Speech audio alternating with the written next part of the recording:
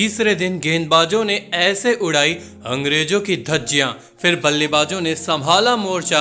देखिए कैसे तीसरे ही दिन पक्की हुई भारत की जीत। तीसरे दिन के खेल की पूरी हाईलाइट देखने के लिए वीडियो को अंत तक जरूर देखिएगा। और नमस्कार दोस्तों, भारत बनाम इंग्लैंड के बीच खेला जा रहा 5वें टेस्ट मुकाबले के तीसरे दिन का खेल आज इंग्लैंड के बर्मिंघम में खेला गया। दोस्तों, कल यानी दूसरे दिन भारतीय गेंदबाजों ने इंग्लैंड के बल्लेबाजों के 5 बड़े विकेट झटकते हुए दूसरे ही दिन इंग्लैंड को पूरी तरह बैकफुट पर लाकर खड़ा कर दिया था।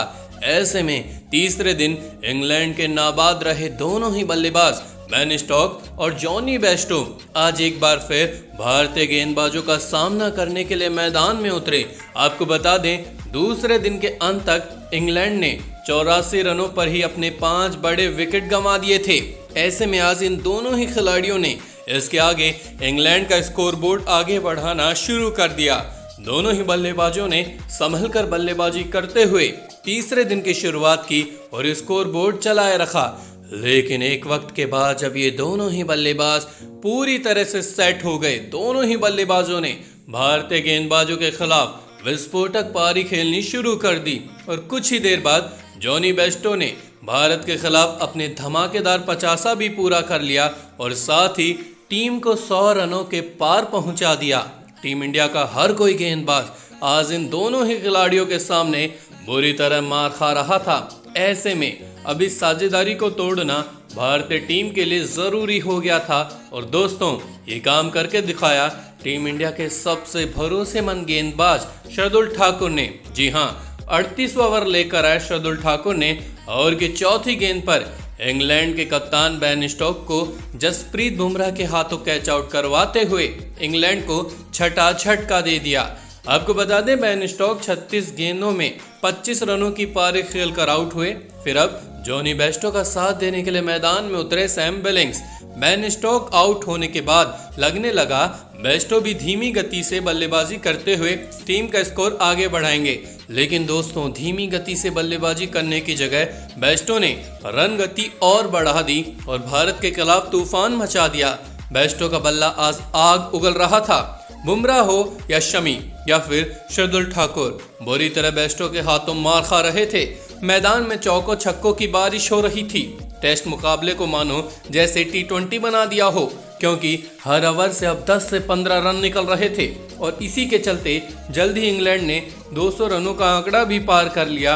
और साथ ही दोस्तों, इसके कुछ ही देर बाद तीसरे दिन के लंच का समय भी हो गया। आपको बता दें, लंच समय होने तक इंग्लैंड ने 6 विकेट के नुकसान पर 200 रन स्कोर बोर्ड पर लगा दिए थे और बेस्टो अब अपने शतक से मात्र 9 रन दूर थे। और लंच खत्म होने के बाद मैदान में आते ही बेस्टो ने बचे हुए 9 रन भी बना लिए और भारत के खिलाफ इस 5वें टेस्ट मुकाबले में अपना धमाकेदार शतक जड़ दिया। दोस्तों, एक छोर से बेस्टो तो बेहतरीन बल्लेबाजी कर ही रहे थे, लेकिन दूसरे छोर से सैम बिलिंग्स भी उनका अच्छा साथ निभा रहे थे, जिस कारण अब ये साझेदारी धीरे धीरे टीम इंडिया के लिए खतरा साबित होती हुई दिख रही थी। लेकिन तभी टीम इंडिया के तूफानी गेंदबाज मोहम्मद शमी ने इस साझेदारी को तोड़ दिया। जी हां, 56वें ओवर की पहली ही गेंद पर टीम इंडिया के लिए खतरा साबित हो रहे जॉनी बेस्टो को स्लिप में खड़े खिलाड़ी विराट कोहली के हाथों कैच आउट करवाते हुए टीम इंडिया को इस मुकाबले की सबसे बड़ी सफलता दिला दी। आपको बता दें, जॉनी बेस्टो ने 106 रनों की पारी खेली। वहीं जॉनी बेस्टो आउट हुए। इंग्लैंड के निचले क्रम के बल्लेबाज भी ज्यादा देर तक भारतीय तूफानी गेंदबाजों का सामना नहीं कर पाए और जल्दी ही अपने बचे हुए 3 विकेट भी गंवा बैठे और इसी के चलते इंग्लैंड अपनी पहली पारी में 284 रनों पर ऑल आउट हो गई। ऐसे में अगर बात की जाए गेंदबाजी की, तो इस पहली पारी में भारत की ओर से सबसे अधिक 4 विकेट मोहम्मद सिराज ने झटके, तो वहीं जसप्रीत बुमराह ने भी 3 विकेट लेकर उनका बखूबी साथ निभाया। आपको बता दें, इंग्लैंड को पहली पारी में 284 रनों पर ऑल आउट करने के कारण टीम इंडिया को 184 रनों की लीड हासिल हुई। ऐसी रही टीम इंडिया की दूसरी पारी। दोस्तों, दूसरी पारी में टीम इंडिया की ओर से चेतेश्वर पुजारा और शुभमन गिल पारी की शुरुआत करने के लिए मैदान में उतरे, लेकिन दूसरी पारी की शुरुआत टीम इंडिया की काफी खराब रही और तीसरी ही गेंद पर टीम इंडिया को शुभमन गिल के रूप में पहला झटका लग गया। आपको बता दें, जेम्स एंडरसन ने उन्हें मात्र 4 रन के निजी स्कोर पर पवेलियन का रास्ता दिखाया। फिर आए 3 नंबर पर बल्लेबाजी करने के लिए मैदान में उतरे हनुमा विहारी। फिर पुजारा और हनुमा विहारी ने इंग्लैंड के गेंदबाजों के खिलाफ सीधी बल्लेबाजी करते हुए एक बार फिर से टीम का स्कोर आगे बढ़ाना शुरू कर दिया और चायकाल तक टीम इंडिया का कोई और विकेट नहीं गिरने दिया।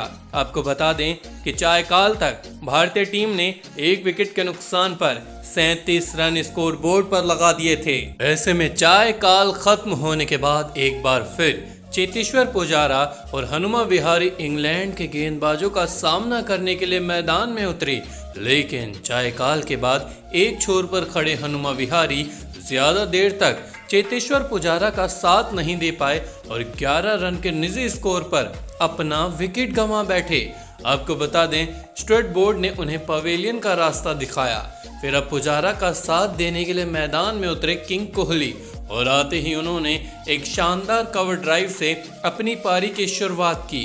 कोहली आज बेहतरीन फॉर्म में नजर आ रहे थे। पुजारा भी बेहतरीन शॉट खेलते हुए समय समय पर उनका अच्छा साथ दे रहे थे।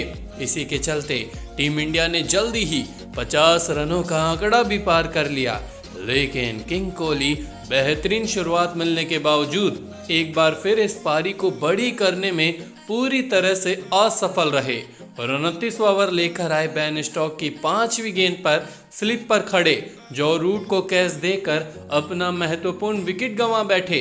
कोहली ने मात्र 20 रनों की पारी खेली। कोहली गए, अब मैदान पर उतरे ऋषभ पंत और आते ही उन्होंने पुजारा के साथ टीम इंडिया का स्कोर बोर्ड तेज गति से आगे बढ़ाना शुरू कर दिया और शानदार शॉट खेलते हुए जल्दी ही टीम इंडिया को 100 रनों के पार भी पहुंचा दिया। और दोस्तों, कुछ ही देर बाद तीसरे दिन का खेल भी समाप्त हो गया। आपको बता दें कि तीसरे दिन के अंत तक भारतीय टीम ने 3 विकेट के नुकसान पर 125 रन स्कोर बोर्ड पर लगा दिए थे। तो आपको क्या लगता है, टीम इंडिया ये 5वां टेस्ट मुकाबला जीतने के लिए इंग्लैंड के सामने कितने रनों का लक्ष्य खड़ा करेगी? कमेंट करके जरूर बताइएगा। धन्यवाद।